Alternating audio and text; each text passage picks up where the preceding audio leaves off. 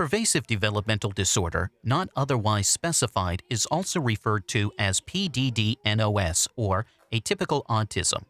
It's one of the 5 disorders characterized as pervasive developmental disorders.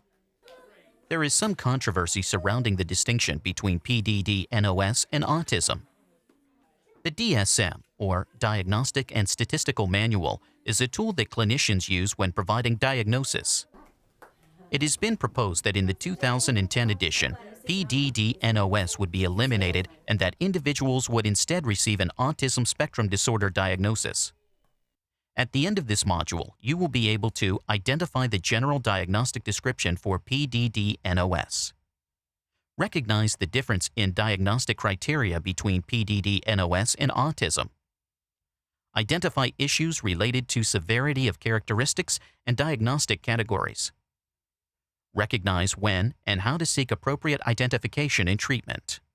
According to the current DSM, PDD-NOS is a condition where some of the criteria for autism are met. The diagnosis is given when there is impairment in the development of reciprocal social interaction or verbal and nonverbal communication skills, or when stereotyped behavior, interests, and activities are present. Children are often diagnosed with this disorder between 3 and 4 years of age. Some examples of reasons why individuals might be diagnosed with PDD-NOS rather than autism include the following. Late age at onset of symptoms. The diagnosis of autism requires that the child exhibit symptoms prior to age 3. Later display of autism-related symptoms could mean criteria for PDD-NOS.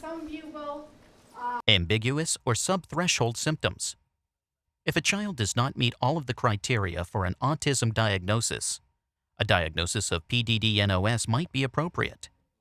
For example, a child may have communicative and social impairments, but no restricted or repetitive behaviors.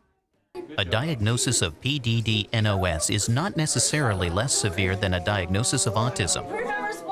Some people believe that if an individual has less severe characteristics such as a normal IQ, he or she should meet criteria for PDD-NOS. This is not true. None of the diagnostic categories for pervasive developmental disorders specifies the severities of deficits. Instead, these criteria specify which categories of impairment must be met.